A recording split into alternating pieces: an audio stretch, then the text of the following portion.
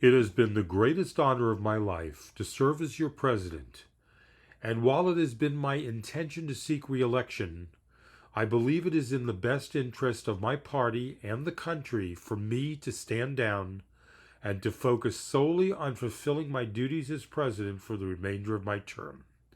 I will speak to the nation later this week in more detail about my decision. Signed, Joe Biden. And with that, starts a new chapter in the history of America.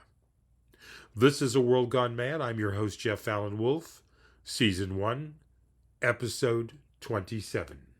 A decision that is stunning, yet not surprising, given the circumstances these past couple of weeks. So President Biden steps aside, puts his country, America, first instead of himself. Joe Biden has so far given 50 years of his life to civil service for this country and will continue to do so for the next 5 months, but declines the nomination. We should all take a deep breath and recognize what Joe Biden sacrificed, not for drama, not for effect. He did what he thought was the right thing to do. Think about everything Joe has gone through in his life, and yes, all of you listening and myself have gone through tragedy in our life. But think of this, his tragedies. He lost his wife and child in a terrible accident. Then he loses his son Beau to a terrible medical situation. Giving up the nomination for a second term is not the worst day of Joe's life, obviously. However, it is one of the most noble days of Joe Biden's life, a very classy decision. John Meacham, historian, shared the following about Joe Biden and what he said. A democracy has a soul, and character matters. President Biden, you definitely showed character in doing what you did by giving up the nomination for a second term. You gave your all for 3+ years to this country and its citizens. Your record will shine through the accomplishments you made happen. I personally, and I'm hoping the listening audience here and millions across America, share with me in this belief. Bravo, sir. I want to take a brief moment to say something that's important to me, and I wanted to share it with the Wolfpack listeners here. Now, for the past 24+ hours, I've watched MSNBC. I've listened to other audio podcasts and video podcasts.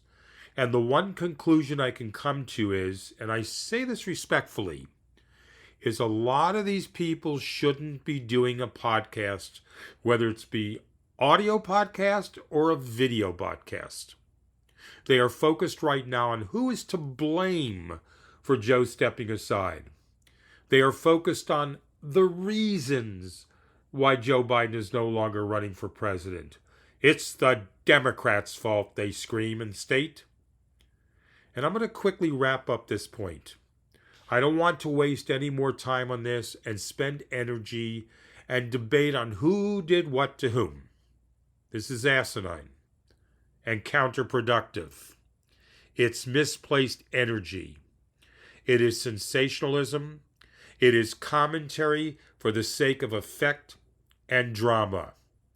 We have a short period of time to get everything together, to coalesce in 100% support in one direction.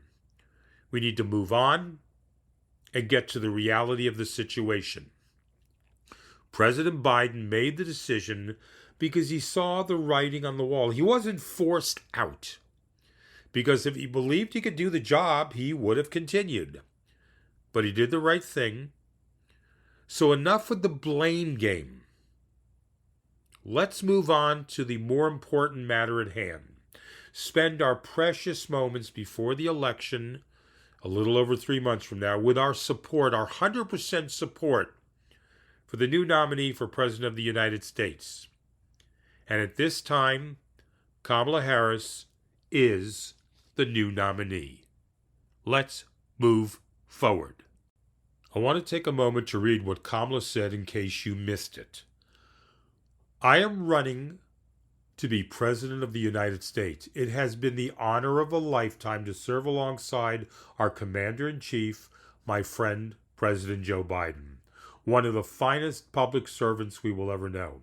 And I'm honored to have his support and endorsement. And I'm eager to run on the record of what Joe and I have accomplished together.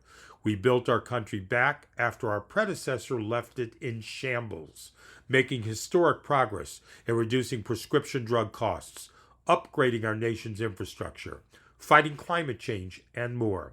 We are stronger today because we took action together to invest in America's future. I am excited to continue to work toward our vision for a better future for all.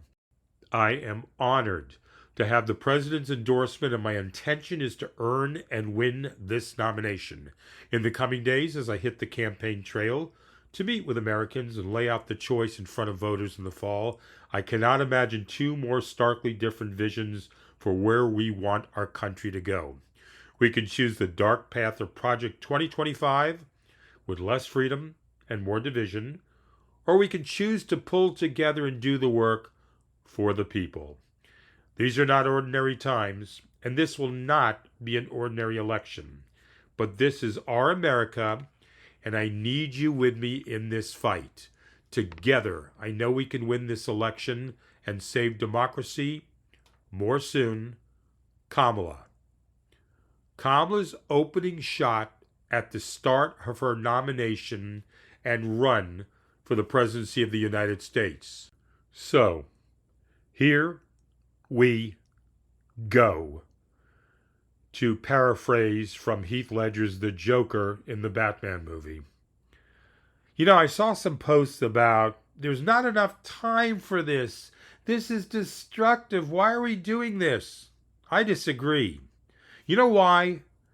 Because the rules have gone out the window in the last couple of years. We had Donald Trump get elected president once, and now after being a convicted felon, and all the baggage he carries, he has the nomination from the RNC to do it again? So the rules are out the window, people. So to say that there's not enough time to change nominees in midstream with such a short window, it is a new paradigm. So anything and everything could happen, as we've seen.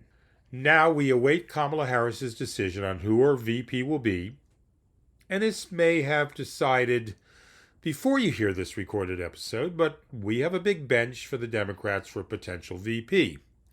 Governor Andy Beshear from Kentucky, Secretary of Transportation Pete Buttigieg, Governor Roy Cooper of North Carolina, Senator Mark Kelly from Arizona, Governor Wes Moore from Maryland, Governor Gavin Newsom from California, Governor J.B. Pritzker from Illinois, Governor Josh Shapiro from Pennsylvania, and last but not least, Governor Gretchen Whitmer from Michigan. And there are others that I haven't named that are just as qualified. So the clock is ticking, and every day is going to be an adventure. So let's go, Wolfpack listeners. Let's go, America. Let's rally around Kamala Harris and take down the most dangerous man in the world from becoming president again. Yes, there is enough time. It's problematical. I know it's stressful. There's a lot of moving parts happening. We still got a long way to go. But this can be done. I feel like there's a little weight taken off my shoulders. I don't know how you feel. And that's the question. How does everyone here listening feel? You got to let me know. I want to hear your feedback. We have a moment in history right now that is huge, unprecedented. Kamala Harris from Joe Biden handing off the baton. Okay? Here we go, folks. I'm going to take a short break. I'm going to eat some of my birthday cake that I've been celebrating this week on my birthday. And when I come back, I'm going to focus on Donald Trump with my commentary on why he still is the most dangerous man in the world. This is a world gone mad. This is a world gone mad. I want to take a brief moment, give you several ways you can reach me if you'd like to leave a comment. I always look forward to your comments, and at your discretion, if you'd like to point out something I got wrong or add to the conversation your opinion, it would be very much appreciated. You can reach me with an email, aworldgonemadpodcast@gmail.com, or you can leave a voice message 24 hours a day, 7 days a week, free, toll-free, anywhere in the United States and Canada, 833-399-9653. That's 833-399-9653. And don't forget to join our Facebook group. Join our great group of people from the Wolfpack listening audience. It is A World Gone Mad podcast on Facebook. Come on. Don't be shy. Jump right in. And you can leave a text message directly on some of the apps you're on now. In the middle of the podcast, you could directly leave a text message. So, looking forward to your comments. Don't forget to rate and rank the show on Apple or Spotify. Leave a comment. Thank you so much for your support. I truly do appreciate it and you taking the time. And now back to the show. This is a world gone mad. This is a world gone mad. And I am back, a World Gone Mad podcast. I'm Jeff Allen Wolf, your host. A couple of quick news items to address before I go into about Donald Trump. You did hear Democratic Senator Bob Menendez found guilty in federal corruption trial. And it shows equal sides of the aisle, people. You know, rule of law. A Democrat was found guilty and he'll probably get 8 million years in freaking prison. Yet Donald gets delayed by all of these wonderful decisions and by the Supreme Court immunity decision, right? So Republicans saying it's unfair. Yeah, look what's happening, right? And one more quick thing I want to talk about. Special counsel appeals the dismissal of Trump classified documents case. That's right, Jack Smith said this past week he is appealing a judge's decision to throw out Eileen Cannon, right? Throw out the indictment against Donald Trump concerning his handling of classified documents. The special counsel team, they filed a notice of appeal, the initial procedural mechanism that sets the appeal in motion. That was this past Wednesday, just 2 days after U.S. District Judge Eileen Cannon dismissed the prosecution and well ahead of the 30-day deadline that he had for bringing the appeal. This means the shock ruling would be reviewed by judges from the 11th U.S. Circuit Court of Appeals based in Atlanta. The 2-page filing from Smith's team did not indicate whether the prosecutors will seek to speed up the appeals process. Now remember, though, the appellate court is conservative-leaning, with half of the full-time judges being appointed personally by Trump, some of their rulings have defied the court's ideological tilt. A 3-judge panel ruled against Cannon on a critical legal matter earlier in the Trump documents investigation, and the 3 GOP appointees on that panel unanimously overturned their decision to appoint a special master to review the materials that the FBI seized during their raid of Mar-a-Lago? There we go. That's another location in the summer of 2022. Now, in another notable ruling, the appeals court last year unanimously rejected former Trump White House Chief of Staff Mark Meadows' attempt to move his Georgia election subversion of criminal case to federal court. That decision was penned by a conservative judge who was appointed by former President George W. Bush. So the appeals is happening from Jack Smith, and hopefully it'll be overturned, and maybe Judge Eileen Cannon will be removed. It doesn't speed up the trial, but let's see what happens, folks. All right, let's get to Donald Trump and why I think he is the most dangerous man in the world. Still, I said this many episodes ago. Hopefully all of you have listened. If not, go back and refer to that episode. It's about 7 or 8 episodes ago. I talked about Putin, Kim Jong-un, China's leader, and about Donald Trump surpasses them all. Why is Donald Trump still in this world? I'm sorry, that sounds harsh, that sounds cruel. He is a walking waste of DNA. What he spews from his mouth, I think Michael Moore said diarrhea of the mouth, and I love that commentary, or paraphrasing that. He always says things to say that he's going to bring people together, like he did at the RNC his acceptance of the nomination for president. And 20 minutes in, he just couldn't stay the fun, nice, quiet course of bringing people together. He had to go off the rails. This is a dangerous man, people. And it appalls me that my friends and family don't see this. I have one person posting in my Facebook group and said in a post, well, Donald, his 4 years that he was president before, he didn't really create that much damage, did he? What did he do so bad? Are you kidding me? Everyone listening who agrees knows the junk that Donald has done, how he's put back women's rights for decades, civil rights for decades, the environment for decades. And what he wants to do with J.D. Vance, Mr. Vance, who, remember, once called Donald Trump the Hitler of politics. And now he's lovey-dovey, and I love you, and we just fell in love. Trump and Vance, how freaking dangerous with Project 2025, which I'm going to go into. I'm trying to find an expert to talk about this, not just go into it and read things, but I want to get someone on that we can interview about it. To cut back Social Security or eliminate it, to drop all the departments from education to the environment to litigation for consumers' rights, and just, it's dangerous. And that's why we have to rally around Kamala Harris and not go into the blame of who did what and force Joe Biden out, which didn't happen. Donald Trump, J.D. Vance. This is a defining moment in democracy, people. And in a little over 3 months, either our country falls into a big, dark pit backwards in time, or we rise above all this in a triumph that's never been seen in the history of our country. What are we going to do? What are the fringe people who are undecided about Donald going to do? You know, I tuned in on some of these TikTok live podcasts, which are very fascinating. I didn't know they existed. And here are these people with MAGA hats and going love signs in the air with their finger. And some of the things they're saying is ridiculous.